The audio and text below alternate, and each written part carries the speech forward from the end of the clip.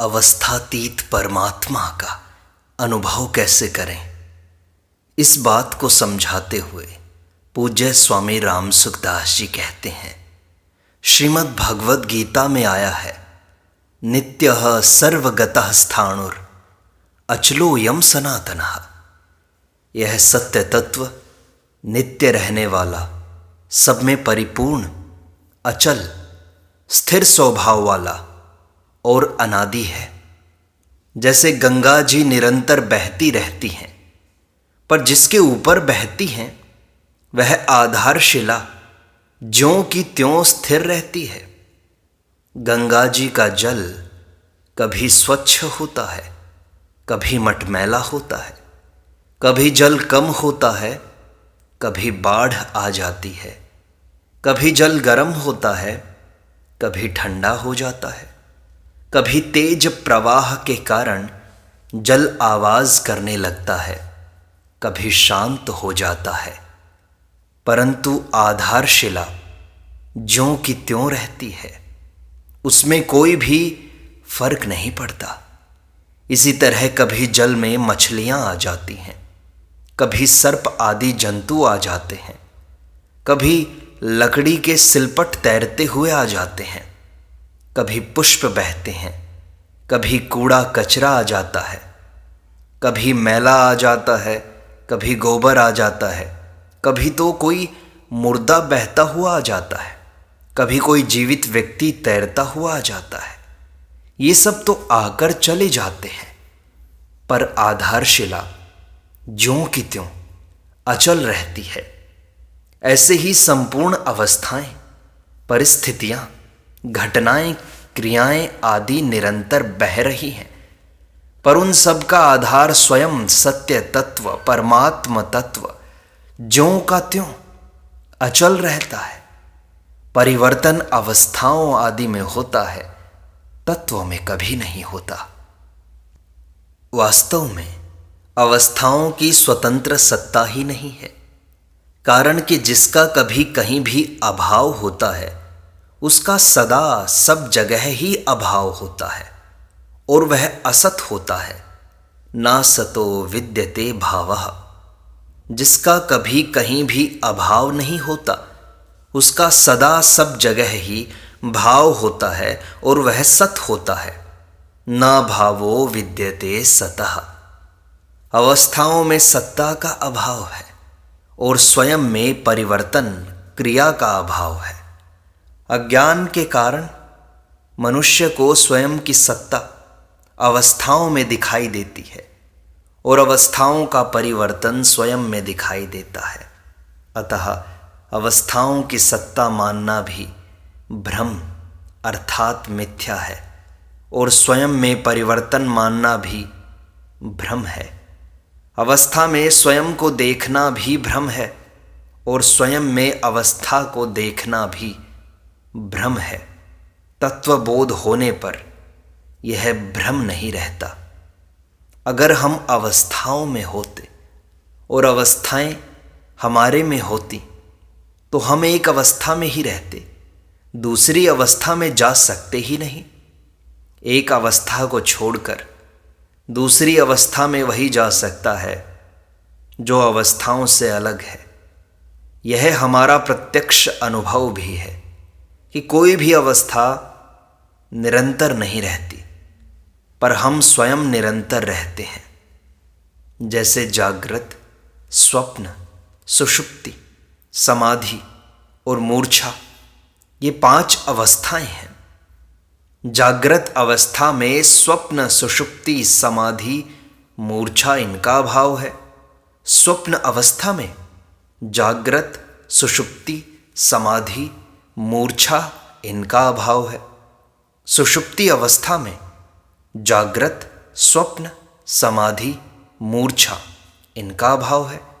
समाधि अवस्था में जागृत, स्वप्न, सुषुप्ति, मूर्छा इनका अभाव है और मूर्छा अवस्था में जागृत, स्वप्न, सुषुप्ति, समाधि इनका अभाव है। परंतु अपना अभाव किसी भी अवस्था में नहीं है और अपने में संपूर्ण अवस्थाओं का अभाव है। यह सर्वानुभूत स्वतः सिद्ध बात है। जैसे अभी जागृत अवस्था में स्वप्न, सुषुप्ति आदि अवस्थाओं का अभाव है, ऐसे ही स्वयं में जागृत अवस्था का अभाव है। तात्पर्य है कि स्वयं में कोई भी अवस्था नहीं है, वह अवस्थातीत तत्व है। जागृत, स्वप्न आदि अवस्थाओं की तरह बाल, युवा और वृद्ध ये तीनों भी अवस्थाएं हैं। बाल्यावस्था में युवावस्था और वृद्धावस्था का भाव है, युवावस्था में बाल्यावस्था वृद्धावस्था का भाव है, और वृद्धावस्था में बाल्यावस्था युवा अवस्था का भाव है। परंतु अपना अभाव किसी भी अवस्था में नहीं है और अपने में संपूर्ण अवस्थाओं का अभाव है। इसको यूं भी कह सकते हैं कि जैसे अभी युवावस्था में बाल्यावस्था वृद्धावस्था का अभाव है, ऐसे ही स्वयं में युवा अवस्था का भी अभाव है। जो संपूर्ण अवस्थाओं में रहने वाला है उसमें अवस्था कहाँ है? मणियों की माला में सूत की तरह संपूर्ण अवस्थाओं में अपनी सत्ता अनुस्यूत है। जैसे सूत में मणियाँ नहीं हैं, ऐसे ही सत्ता में अवस्थाएं नहीं हैं। जैसे उपर्युक्त अवस्थाएं शरीर में होती हैं, ऐसे ही उत्पत्ति, स्थिति और प्रलय ये तीन अवस्थाएं संसार में होती हैं। उत्पत्ति अवस्था में स्थिति और प्रलय का अभाव है, स्थिति अवस्था में उत्पत्ति और प्रलय का अभाव है, तथा प्रलय अवस्था में उत्पत्ति और स्थिति का अभाव है। परंतु परमात्म तत्व का अभाव किसी भी अवस्था में कभी नहीं है, और परमात्म तत्व में संपूर्ण अवस्थाओं का सदा अभाव है। व्यष्टि शरीर में स्वयं की सत्ता है और समष्टि शरीर में परमात्म तत्व की सत्ता है। व्यष्टि शरीर में स्वयं की सत्ता है और समष्टि संसार में परमात्म तत्व की सत्ता है। व्यष्टि और समष्टि का भेद भी कल्पित है तथा स्वयं और परमात्म तत्व का भेद भी कल्पित है।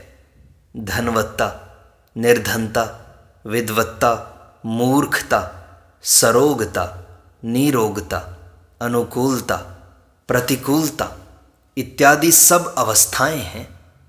धनवत्ता के समय निर्धनता का अभाव है और निर्धनता के समय धनवत्ता का अभाव है, परंतु स्वयं का अभाव दोनों ही अवस्थाओं में नहीं है और स्वयं में दोनों ही अवस्थाओं का अभाव है। इसको यूं भी कह सकते हैं कि धन को सत्ता और महत्ता देने से ही धनवत्ता और निर्धनता है। अगर धन को सत्ता और महत्ता न दें तो न धनवत्ता है न निर्धनता है। विद्वत्ता में मूर्खता का अभाव है और मूर्खता में विद्वत्ता का अभाव है। जैसे विद्वत्ता में मूर्खता का अभाव है, ऐसे ही स्वयं में विद्वत्ता का भी अभाव है, और जैसे मूर्खता में विद्वत्ता का अभाव है, ऐसे ही स्वयं में मूर्खता का भी अभाव है। विद्या को सत्ता और महत्ता देने से ही विद्वत्ता और मूर्खता का भान होता है। अगर विद्या को सत्ता और महत्ता न दें तो न विद्वत्ता है न मूर्खता है। विद्वत्ता और मूर्खता दोनों सापेक्ष अवस्थाएं हैं। निरपेक्ष सत्ता स्वयं में न विद्वत्ता है न मूर्खता। रोग अवस्था में निरोगता का अभाव है और निरोग अवस्था में रोग का अभाव है, परंतु स्वयं का अभाव दोनों ही अवस्थाओं में नहीं है और स्वयं में दोनों ही अवस्थाओं का अभाव है। अगर स्वयं दोनों अवस्थाओं में होता तो अवस्था के बदलने पर स्वयं भी बदल जाता और अवस्था के बदलने का ज्ञान भी स्वयं को नहीं होता। अगर स्वयं में दोनों अवस्थाएं होती तो अवस्था का भेद नहीं होता और अवस्था का अभाव भी नहीं होता, तथा एक ही अवस्था निरंतर रहती परंतु अवस्थाओं के बदलने का अनुभव तो सबको होता है, पर अपने बदलने का अनुभव कभी किसी को हुआ नहीं, होगा नहीं, है नहीं और हो सकता नहीं। अनुकूलता के समय प्रतिकूलता नहीं है और प्रतिकूलता के समय अनुकूलता नहीं है, परंतु जिसको इन दोनों अवस्थाओं का ज्ञान है उस स्वयं में न अनुकूलता है न प्रतिकूलता। अनुकूलता की अपेक्षा प्रतिकूलता है और प्रतिकूलता की अपेक्षा अनुकूलता है। निरपेक्ष सत्ता स्वयं में न अनुकूलता है न प्रतिकूलता। बंधन अवस्था में मुक्ति का अभाव है और मुक्त अवस्था में बंधन का अभाव है। जैसे बंधन अवस्था में मुक्ति नहीं है, ऐसे ही स्वयं में बंधन अवस्था भी नहीं है, और जैसे मुक्त अवस्था में बंधन नहीं है, ऐसे ही स्वयं में मुक्त अवस्था भी नहीं है। बंधन की अपेक्षा मुक्ति है और मुक्ति की अपेक्षा बंधन है। अपेक्षा न हो तो स्वयं में न बंधन है न मुक्ति। इसी तरह सुख दुख, हर्ष शोक, मान अपमान, निंदा प्रशंसा आदि भी अवस्थाएं हैं, पर जो इन अवस्थाओं को जानने वाला है उसमें ये अवस्थाएं नहीं हैं। जैसे सूक्ष्म दृष्टि से देखें तो प्यास और जल दोनों में कोई फर्क नहीं है। प्यास लगने पर जल का चिंतन होता है और जिसका चिंतन होता है उसके साथ संबंध होता है। जब जल पीते हैं तब प्यास शांत हो जाती है। अतः प्यास और जल दोनों में जातीय एकता, सजातीयता है। जल की इच्छा ही प्यास है, जल का अभाव प्यास नहीं है। ऐसे ही धन की इच्छा ही निर्धनता है, धन का अभाव निर्धनता नहीं है। जैसे कुत्ते के पास धन का अभाव है पर वह निर्धन नहीं कहलाता। विरक्त त्यागी पुरुष को कोई निर्धन नहीं कहता। तात्पर्य है कि जैसे प्यास और जल एक है, ऐसे ही धनवत्ता और निर्धनता, विद्वत्ता और मूर्खता आदि भी एक हैं, क्योंकि दोनों ही सापेक्ष अवस्थाएं हैं। अतः पहले मैं निर्धन था, अब मैं धनवान हूँ। पहले मैं मूर्ख था, अब मैं विद्वान हूँ। यह केवल अवस्था का परिवर्तन है, परंतु स्वयं तो अवस्थातीत है। ऐसे ही मनुष्य स्वर्ग में जाता है अथवा ब्रह्मलोक में जाता है तो यह केवल अवस्था का परिवर्तन है।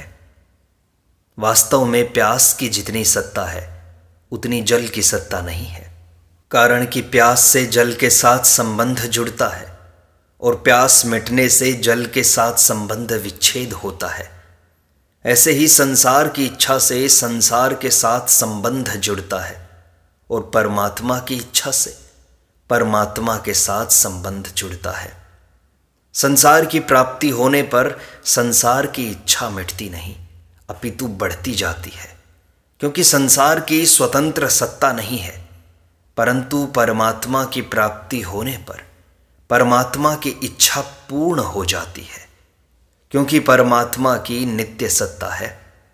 तात्पर्य है कि संसार की प्राप्ति होने पर भी कमी की पूर्ति नहीं होती, अपितु कमी बढ़ती है।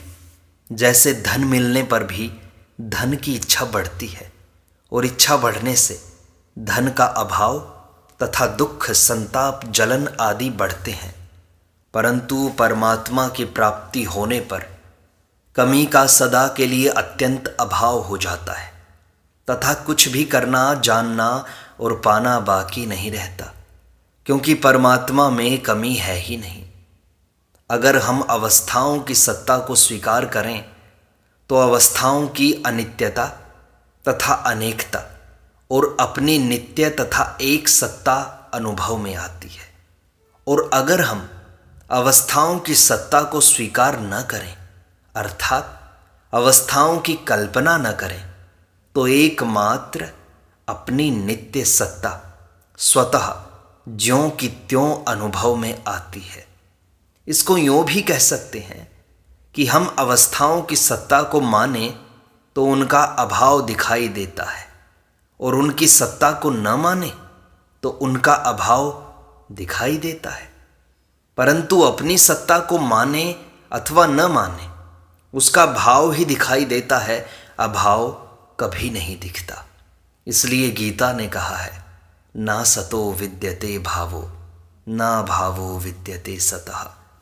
अर्थात असत की सत्ता विद्यमान नहीं है और सत का अभाव विद्यमान नहीं है। जो विद्यमान है वह तत्व है, और जो विद्यमान नहीं है वह अतत्व है। तत्व में अतत्व नहीं है और अतत्व में तत्व नहीं है। परंतु यह कथन अतत्व की सत्ता मानने से ही है। अवस्थाओं की सत्ता स्वीकार करके अपने को अवस्था में और अवस्था को अपने में मानने से संसार में प्रवृत्ति और निवृत्ति होती है। उस प्रवृत्ति और निवृत्ति को लेकर अपने में कर्तृत्व दिखाई देता है, और उसके फल को लेकर अपने में भोक्तृत्व दिखाई देता है। अगर अवस्थाओं की सत्ता स्वीकार न करें तो अपने में अकर्तृत्व और अभोक्तृत्व का अर्थात वास्तविक एवं निरपेक्ष निर्विकारता का अनुभव स्वतः हो जाता है। जब साधक वर्तमान में नैव किंचित करोमि, मैं स्वयं कुछ भी नहीं करता हूँ, इस प्रकार स्वयं को अकर्ता अनुभव करने लगता है, तब उसके सामने एक बड़ी समस्या आती है। जब उसको भूतकाल में किए हुए अच्छे कर्मों की याद आती है, तब वह सुखी हो जाता है कि मैंने बहुत अच्छा काम किया, बहुत ठीक किया। और जब उसको निषिद्ध कर्मों की याद आती है, तब वह दुखी हो जाता है कि मैंने बहुत बुरा काम किया, बहुत गलती की। इस प्रकार भूतकाल में किए गए कर्मों के संस्कार उसको सुखी दुखी करते हैं। इस विषय में एक मार्मिक बात है। स्वरूप में कर्तापन न तो वर्तमान में है, न भूतकाल में था, और न भविष्य में ही होगा।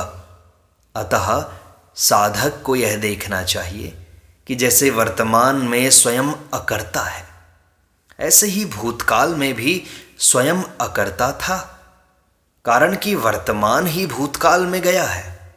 स्वरूप सत्ता मात्र है, और सत्ता मात्र में कोई कर्म करना बनता ही नहीं। कर्म केवल अहंकार से मोहित अंतःकरण वाले अज्ञानी मनुष्य के द्वारा ही होते हैं। अहंकार विमूढ़ात्मा कर्ता हम्मिति मन्यते। साधक को भूतकाल में किए हुए कर्मों की याद आने से जो सुख दुख होता है, चिंता होती है, यह भी वास्तव में अहंकार के कारण ही है। वर्तमान में अहंकार विमूढ़ आत्मा होकर, अर्थात अहंकार के साथ अपना संबंध मानकर ही साधक सुखी दुखी होता है। स्थूल दृष्टि से देखें तो जैसे अभी भूतकाल का अभाव है, ऐसे ही भूतकाल में किए गए कर्मों का अभी प्रत्यक्ष अभाव है। अतः भूतकाल के अभाव को भाव रूप से देखना, भूतकाल की घटनाओं को सत्ता देकर राजी नाराज होना बिल्कुल गलती की बात है। सूक्ष्म दृष्टि से देखा जाए तो जैसे भूतकाल में वर्तमान का अभाव था, ऐसे ही भूतकाल का भी अभाव था। इसी तरह वर्तमान में जैसे भूतकाल का अभाव है, ऐसे ही वर्तमान का भी अभाव है। परंतु सत्ता का नित्य निरंतर भाव है। तात्पर्य है कि सत्ता मात्र में भूत भविष्य और वर्तमान तीनों का ही सर्वथा अभाव है। सत्ता काल से अतीत है। उस कालातीत अवस्थातीत सत्ता में किसी काल विशेष और अवस्था विशेष को लेकर कर्तृत्व और भोक्तृत्व का आरोप करना अज्ञान है। साधक भूतकाल की स्मृति में ऐसा आरोप कर लेता है और सुखी दुखी होता है, तो यह उसकी बड़ी भारी गलती, असावधानी, भूल है। कारण कि यह अहंकार विमूढ़ आत्मा की स्मृति है, सत्ता तत्व की नहीं। स्वयं सत्ता मात्र तथा बोध स्वरूप है। बोध का अनादर करने से हमने असत को स्वीकार किया और असत को स्वीकार करने से अविवेक हुआ। तात्पर्य है कि बोध से विमुख होकर हमने असत को सत्ता दी है और असत को सत्ता देने से विवेक का अनादर हुआ। वास्तव में बोध का अनादर किया नहीं है, अपितु अनादर है। अगर ऐसा माने कि हमने बोध का अनादर किया तो उससे सिद्ध होगा कि पहले बोध का आदर था, अब अनादर हो गया। परंतु बोध एक ही बार होता है और सदा के लिए होता है। यज्ञात्वा न पुनर्मोहम एवं यास्यसि पांडव। अतः बोध का अनादर किया नहीं, अपितु यह अनादि और शांत है। विवेक का आदर करने से, उसको महत्व देने से अविवेक मिट जाता है और बोध की स्मृति प्राप्त हो जाती है। नष्टो मोहः स्मृतिर्लब्धा। अपनी सत्ता ज्यों की त्यों रहती है। उस सत्ता में स्थिति ही तत्व ज्ञान है, बोध है। और उस सत्ता के साथ कुछ न कुछ मिला लेना ही अज्ञान है। अपनी सत्ता में अहम नहीं है, परंतु उसमें अहम को मिला लेने से अहम की सत्ता दिखाई देने लगती है और अपनी स्वतः सिद्ध सत्ता का अभाव दिखाई देने लगता है, अर्थात उससे विमुखता हो जाती है। अहम के कारण ही जीव है, अगर अहम न हो तो जीव है ही नहीं। प्रत्युत केवल ब्रह्म ही है। बूंद तो समुद्र में मिली हुई ही है, केवल मान्यता के कारण वह समुद्र से अलग दिखाई देती है। वास्तव में एक जल तत्व की ही सत्ता है। जल तत्व में न बूंद है न समुद्र। स्वयं के अभाव का अनुभव किसी को कभी भी नहीं होता, पर संसार के अभाव का अनुभव सबको होता है। वास्तव में अभाव रूप का ही अभाव होता है और अनुभव रूप का ही अनुभव होता है। कूड़ा करकट भी नहीं है, झाड़ू भी नहीं है, और झाड़ू से कूड़ा करकट दूर करके मकान को साफ करने का उद्योग भी नहीं है, केवल मकान ही है। इसी तरह न संसार है, न करण है, और न संसार को हटाने का उद्योग है, साधन है। केवल सत्ता मात्र है। सत्ता है कि सिवाय और सब कुछ माना हुआ है। जिसने अहंकार के साथ तादात्म्य माना है, वह जीव ही पाप पुण्य का कर्ता तथा उसके फल का भोक्ता बनता है। जीव ही सुखी और दुखी होता है। जीव ही बंधन में पड़ता है और मुक्त होता है। परंतु सत्ता स्वरूप स्वयं न कर्ता बनता है, न भोक्ता, न सुखी होता है, न दुखी, न बंधता है, न मुक्त होता है। अहंकार को सत्ता न दे तो न अहंकार है, न जीव है। दृश्य को सत्ता न दे तो न दृश्य है, न दृष्टा। सत्ता स्वरूप तत्व स्वतः ज्यों का त्यों है। उसमें न अनुभविता है, न अनुभव है, न अनुभाव्य ही है, न ज्ञाता है, न ज्ञान है, न ज्ञेय ही है, अपितु त्रिपुटी रहित, अवस्थातीत, अनुभव मात्र, ज्ञान मात्र है। इस प्रकार सत्संग का यह भाग संपूर्णता को प्राप्त होता है। शेष अगले अंक में।